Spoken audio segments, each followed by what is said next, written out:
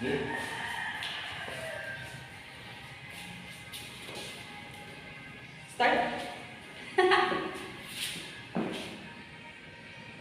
Good morning, class. Let us pray first. Helen, can you lead the prayer? Please be seated and I'll be checking your attendance. Very good. Perfect attendance as usual. Congratulations. So you may give yourselves a round of applause. Alright. Before we will proceed to our new lesson, let us have a review first with our past lesson. So, what was our lesson yesterday? And who can give me a recap about that? Thank you so much. So, it seems that you are ready for a new topic today. And now, I have here some pictures. What I want you to do is to group these pictures accordingly, paste it on the board, and label it.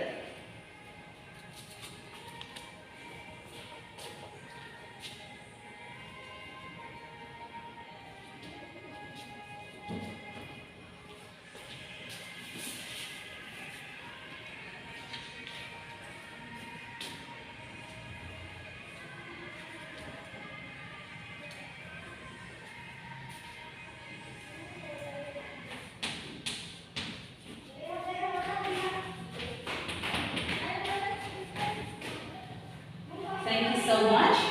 So, how many groups do we have? Great. And are these objects belongs to a group? Perfect. So, does it have an object that belongs to two groups? Right. And what it is? Correct. It's pencil.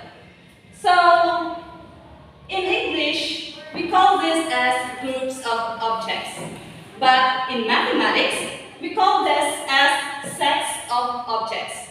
So, we will have a set A and a set B. So, this set here are set of long objects, and the other set is set of pointed objects.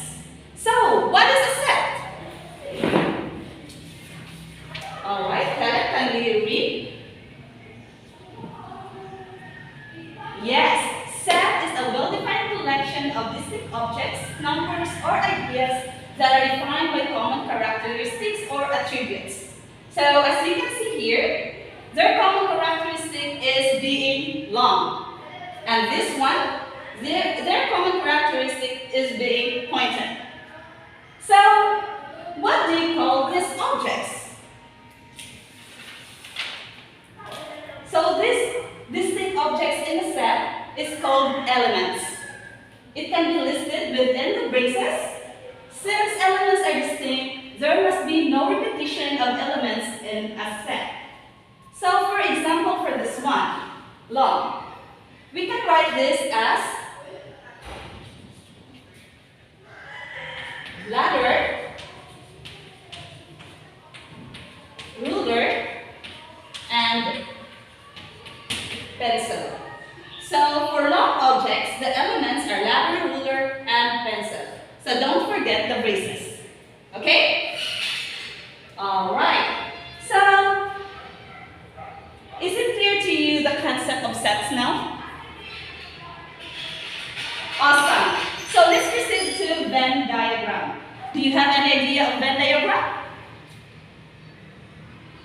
Yes. So Venn diagram were conceived in 1880 by John Venn. So it is an illustration that uses circles to show the relationships among things or finite group of things. It helps to visually represent the similarities and differences between two concepts. And to write a Venn diagram, or to make a Venn diagram, first we have to draw a rectangle. Then, we have to draw circles inside the triangle. So this triangle, so this rectangle here is called the universe. So everything in this rectangle are part are objects or elements in this universe. What is it called? Any guess? Alright, so it is called a universal set. So it is a complete set of objects under consideration. The simple use is letter U, as in U equals elements. So supposing these circles here are group A or set A and set B. What if there are no elements inside the set? What is it called? Yes, it is called empty set or null set. So empty set or null set is a set that contains no elements. It can be represented by a Greek letter phi, which is the symbol, this one, or this, or by empty braces. So consider this example. We have these animals: cow, goose, squirrel, horse, snake, worm, cat, dog, swan, platypus, and dog. So we have to group them together. Alright, so for group A, I want you to put here the animals that are small and furry, while in set B, you have to put here the animals that are duck-billed. Okay, any volunteers? All right.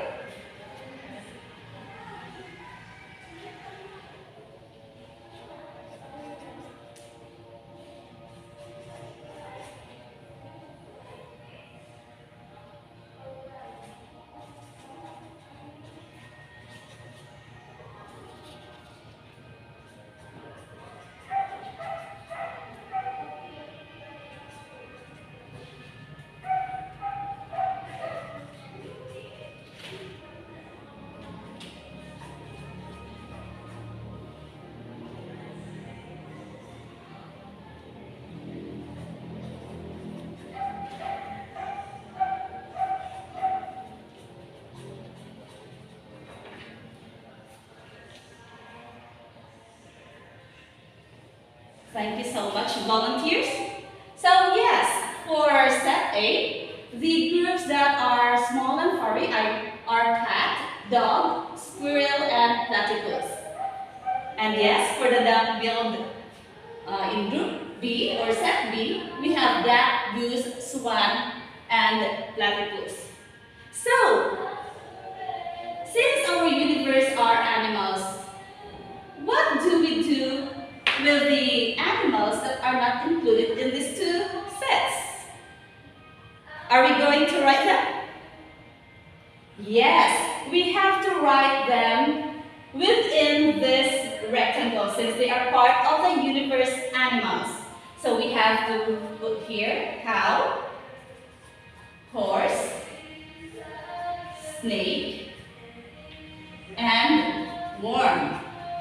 So just remember that since our universe is called animals, we have to put all the animals inside of it.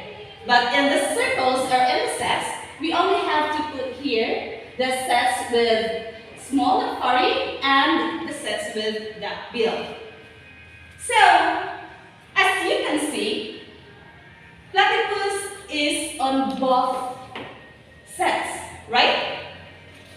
So all we have to do here, we can put that one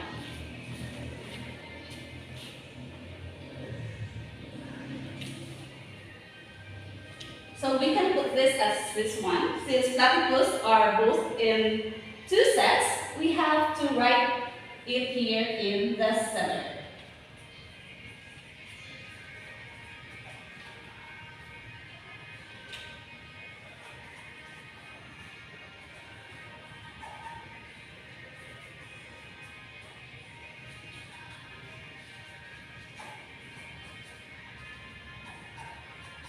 So, what do you call this one? Since they both share the same characteristic. That is called the intersection of two sets. So what is the intersection of two sets? Kindly read, Kessel.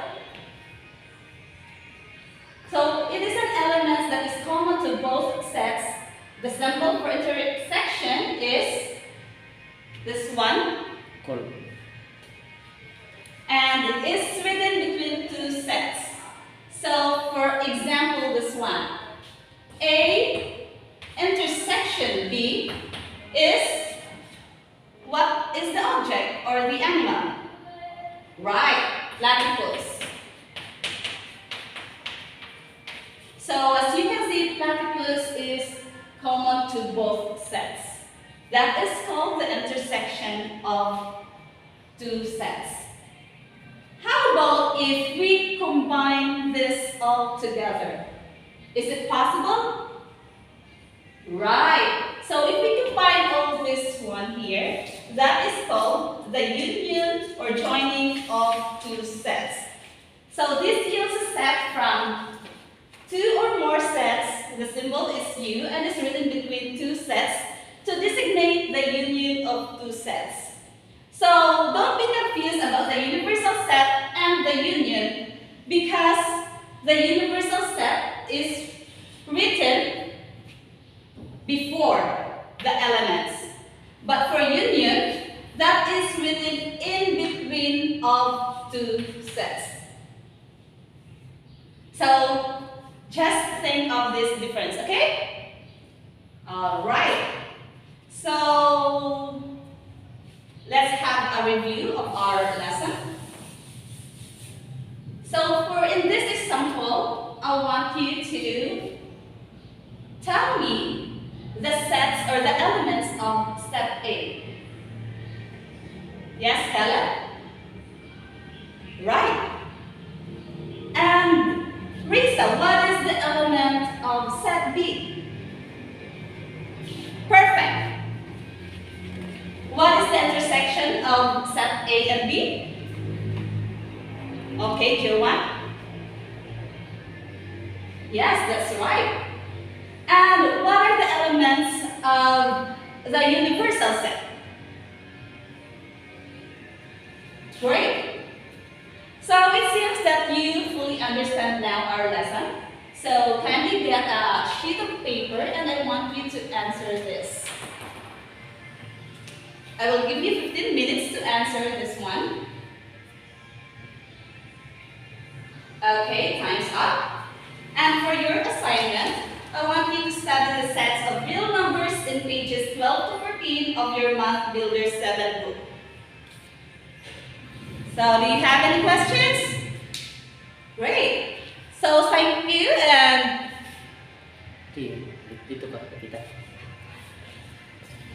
Okay, so that is all for today, class. Thank you and goodbye. Okay.